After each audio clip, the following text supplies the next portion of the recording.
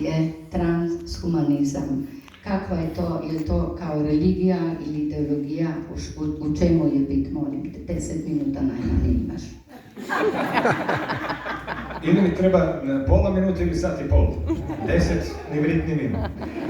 Dakle, ovako, ukratko rečeno, transhumanizam je kao prvo ideologija, društveni pokret i religija. Da ne bismo slučajno bili u zabludi da je to samo izraz koji opisuje postojeće trendove. On se temelji na ideji da se čovjeka može poboljšati tehnologijom. No, to se nameće obično veliko pitanje, jer inače mnogi SF-pisti su obično pisali zapravo u korist nekakvog propagiranja transhumanizma. Recimo poznati SF-pisac Theodor Sturgeon ima knjigu More than Human, više nego ljudski. I sad to nameće jedno pitanje, ako je čovjek mjerilo čovjeka, onda je više nego ljudski, možda je manje nego ljudski. Znaš, možda se više mrav ili nešto treće. Sad taj transhumanizam ima u stvari ideju da će spasiti čovjeka od svega, i od boli, i od patnje. To je njegova temeljna postavka, naravno nije nikog pitao da li želi biti spašen, tako što će zapravo osigurati jednu vrstu digitalnog života čovjeku. Dakle, transhumanizam kao nadilaženje ljudskih ograničenja, u ovom slučaju tehnologija, znači u konačnici učitavanje neke zamišljene esencije čovjeka u nekakvo računalo kao cloud neki, ali mi naravno ne znamo šta bi oni to trebali učitati. Ko sam to ja, nisam nikad na to odgovorio. Tako da je transhumanizam u tom smislu tehnološkom u stvari stvaranje jednog, možemo pojednostavno reći, makroorganizma. U stvari, oni to sami transhumanisti kažu. Evo, Michio Kaku kaže, nas više ne zanima internet, zanima nas BrainNet, da kad puno mozgova bude spojeno na mrežu, da zbog najizgledne kompleksnosti tih novih kvazi neuronskih mreža u njoj bljesne svijest. Znači oni pričaju o stvarima koje daleko nadilaze i mistiku i SF, a pričamo o konkretnom nasljedniku Carla Saganu, popularizaciji znanosti. Naravno da čovjek može biti transhumanist i prirodnim putem, to znači vježbaš. I opet si nadišao ljudska ograničenja, ali nisi izgubio bit. Ti možeš biti čovjek koji je prvi zaronio 100 metara ispod mora, ispod površine. Ili koji je protrčao maraton najbrže od svih. Ali kao prvo to si radio na individualan način, razvijao si sebe kroz to i u konačnici zapravo cilj nije ni bio bitan i ti si zapravo postigao taj pothvat, nadišao si čovjekovo ograničenja, ali nisi prestao biti čovjek. Dok bi recimo neki transhumanist na isti problem rekao pogradit ćemo ti kiborške noge pa ćeš trčat, šta je 40 km, ništa, ali šta je to tvoje postignuće. Tako da, ukratko, u jednoj rečenici reći što je transhumanizam vrlo lako. To je znači ideologija, društveni pokret, a u konačnici i religija zbog ideje nadilaženja smrti, da će se čovjeka ne samo nadići smrt, jer transhumanizam smatra da duša ne postoji.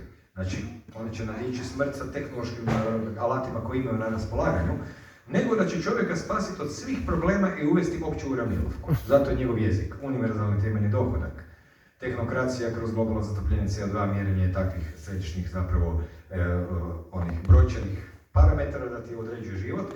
Zato jer, kao što ja recimo sam rezultat transbakterizma. Bile su recimo nekad davno stanice vesele, živjele u bari vode i neko je došao jeste cure za transbakterizam. Šta je to? Pa nadići ćete ograničenja bakterija. Moći ćete letjeti, padobranom skakat, sve živo. Evo, ja sam to mogu, ali bakterije ne. I po mogućnosti bih htio da se ne mijenjaju bez mog nadzora, da je nadzor energije uravnotežen i da zapravo one umiru i nastaju da to zapravo nema nikakve veze sa mnom kao biću. Zato mislim da je u konačnici, da budem potpuno otvoren, čim duže gledam u transhumanizam, doista mislim da je cilj transhumanizma trenutno, ova priča o nadilaženju smrti je isto tamo, samo mislim rekla neka pričica. Mislim da je u konačnici riječ o tome da se stvara tehnološki embrij, divovski, spoj pametnih gradova, pametnih mreža, cijeli taj internet stvari koje onda internet tijela i tako dalje, kao što je rekao Michio Kaku da bljesne svijest. Stari narodi bi rekli učita duša. Znači, što je transhumanizam? Pa ja bih rekao da je transhumanizam stvaranje kolektivnog organizma u kojem bi ljudi bili neka vrstanica, da budemo tako. Jer velim, to pitanje ima više razina. Moje prvo poglavlje knjige je temeljeno na doktorskim i diplomskim radovima i oni uglavnom završavaju kod te ideje digitalni identitet, etička, moralna pitanja, umjetna inteligencija i tako, nego dalje. Ali ti se možeš zapitati, čekaj, koja je esencija transhumanizma? Kolektivizam. Umjetna inteligencija shvaćena kao sustav procedura i algoritama, što znači da su i pravni sustavi umjetne inteligencije, i demokracija umjetna inteligencija. Od kada je taj sustav tu? Došli s civilizacijom. Pa onda je civilizacija transhumanizam, jer jednom je transhumanizam kolektivno nadilaženje individualnih ograničenja. 100 ljudi drži brdo, ja jedan ne mogu to osvojiti brdo. Ali ako se nas 300 zatrčimo, 50 ljudi će možda poginuti, ali jedinica kao makrotijelo će živjeti. Pa tako vojske žive 200 godina, države 300 godina, a to su u stvari neke vrste tih makroorganizma. Samo je prije svijet bio analogan. Pa su te elektronske stvari, u Sumeru su bili pisari koji su zamjenjivali hard disk.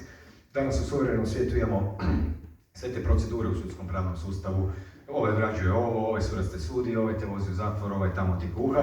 Znači, to je taj jedan fragmentirani svijet procedura. I ni po čemu se ne razlikuje od svijeta umjetne inteligencije. Apsolutno ni po čemu, osim što nije elektronski.